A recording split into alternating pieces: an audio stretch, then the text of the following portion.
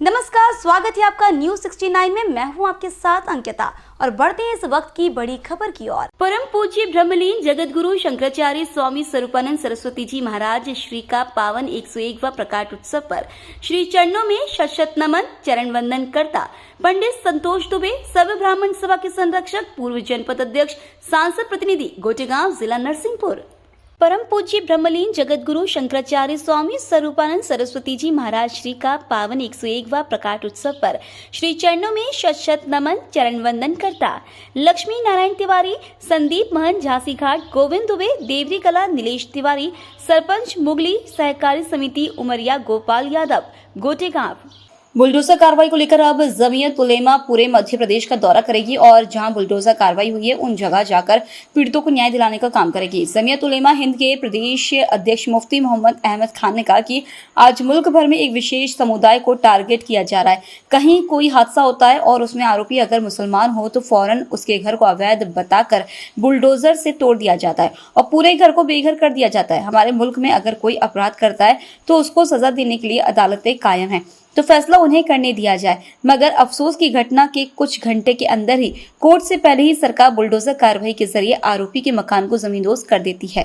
भोपाल से न्यूज 69 के लिए आदिल खान की रिपोर्ट।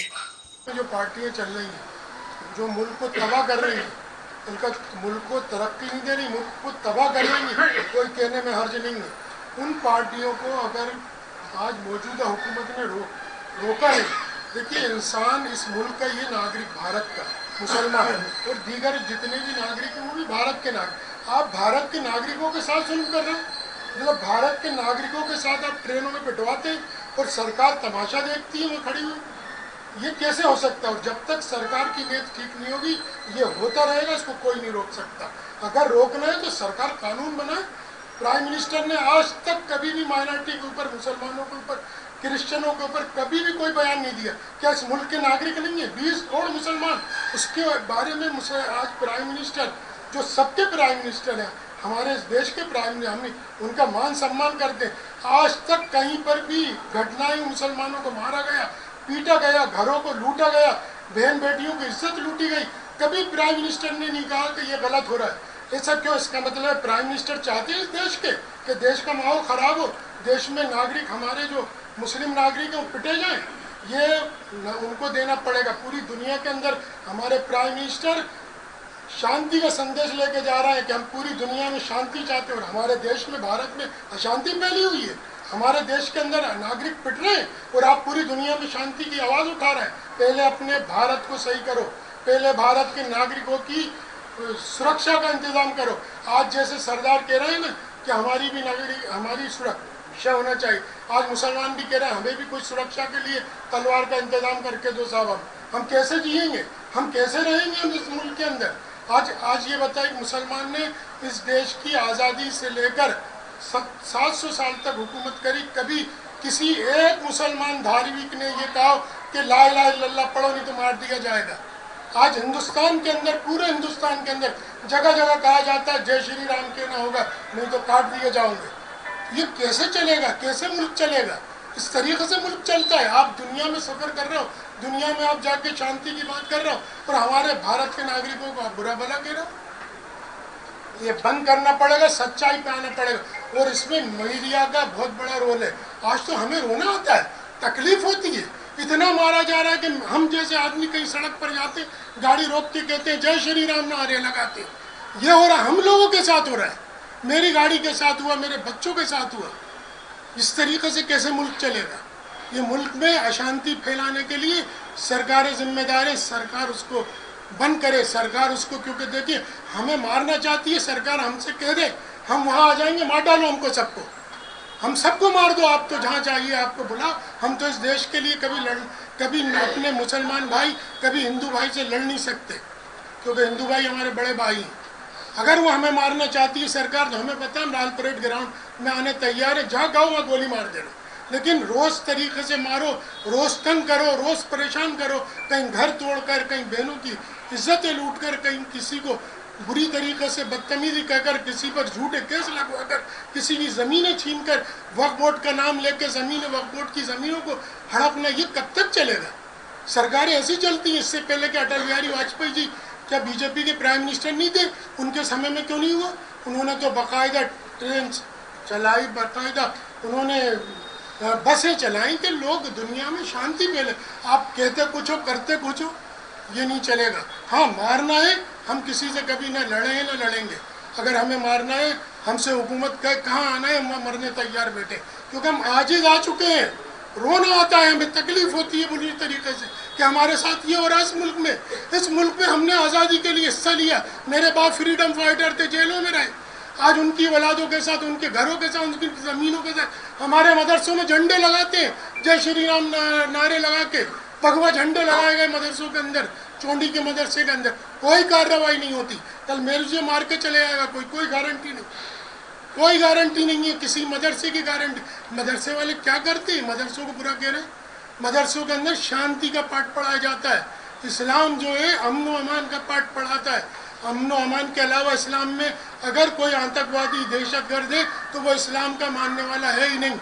उसके लिए फतवा है कि जिसने इंसान को नाहक मारा, नाहक सताया, वो इस्लाम में नहीं, मुसलमान नहीं। मुसलमान बुरा कैसे कर सकता है? और अगर मुसलमान कोई बुरा कर रहा है तो वो मुसलमान नहीं है, नहीं है, नहीं। बस यही कहना है। बस तकलीफ है इस बात की पूरे मुल्क के सामने। हम अपने इसीलिए के बुलाया था कि आज हम कोर्ट पर हमें बहुत, हम उसका हाथ जोड़ के शुक्रिया अदा कर रहे हैं कि कोर्ट ने हमारा न्याय किया, अच्छी बात करी। उम्मीद है कि आगे भी आज सुप्रीम कोर्ट हमारा ख्याल रखेगी माइनॉरिटी का। आपने कांग्रेस पर जी बिल आप बोल लीजिए। बिस्मिल्लाहिर्रहमानिर्रहीम।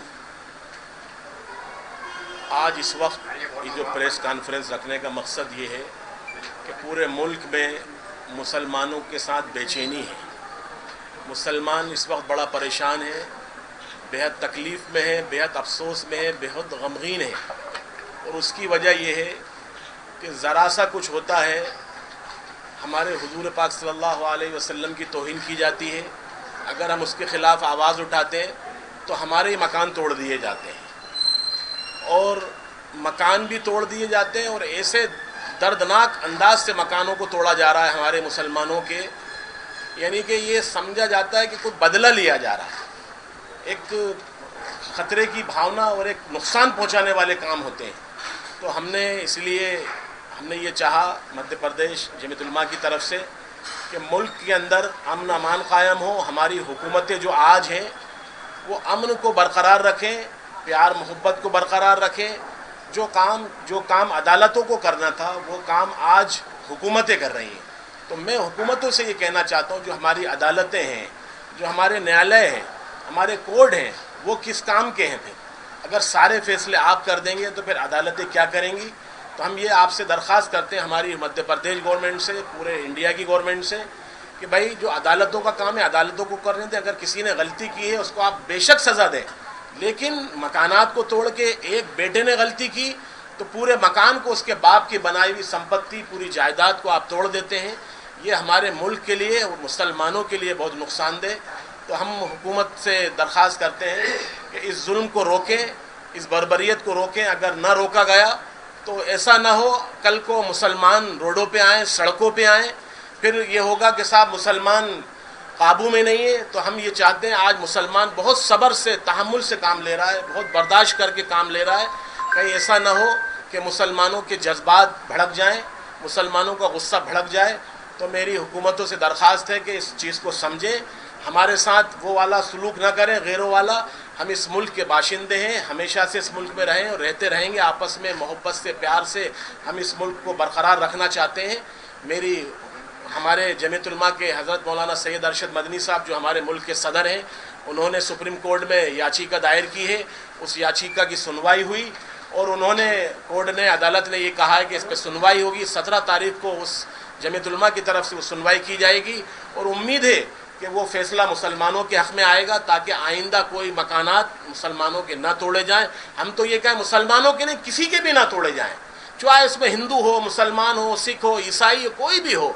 किसी के साथ जुल्म ज़्यादती नहीं होना चाहिए। अदालत इंसाफ करे, इंसाफ से उसको सज़ा दी जाए जो उसको सज़ा होती है। ये नहीं कि साहब कोई ने कुछ किया उसके मकान को तोड़ दिया। ज़िंदगी भर एक बाप अपने मकान को बनाने के लिए लाखों करोड़ों रुपए मेहनत लगा देता, पूरी उम्र लग जाती है, और इतनी आसानी से उनके मकानों को तोड़ दिया जाता है। तो हमारी जो 17 तारीख को सुप्रीम कोर्ट से जो फैसला आने वाला है, हमें अदालतों पे भरोसा है, न्यायालय पे भरोसा है, हमारे इस कानून पर, मुल्क के कानून पर हमें भरोसा है।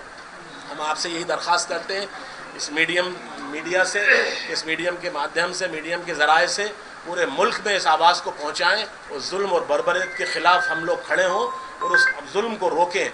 देखिए, जो हुकूमतें जुल्म करती हैं, ऊपर वाला एक दिन उसको पकड़ता है और एक दिन वो अंजाम तक पहुंचती हैं।